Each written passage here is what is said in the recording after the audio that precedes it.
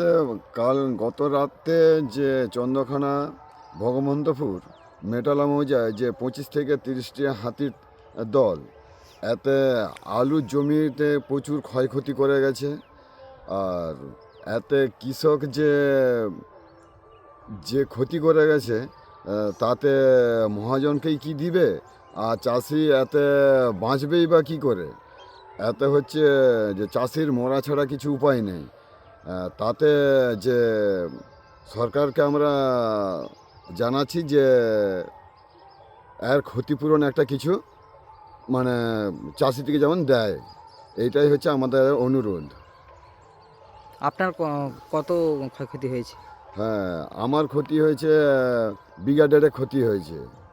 তা আমার যদি বিঘা দেড়েক ক্ষতি হয়, তাহলে আরও অন্যান্য চাষিরা রয়েছে, প্রচুর চাষিরা রয়েছে, তাদের তাহলে বিঘাকে বিঘা তারা এরকম ক্ষয়ক্ষতি করে দিয়ে গেছে।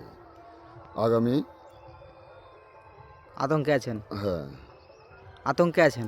আতঙ্কে আছি। তাতে আবার আগামীকাল হয়তো, আজকে রাত্রিতে হয়তো আরও নামবে, তারা জঙ্গলের মধ্যেই রয়েছে। তাতে আপনার নাম?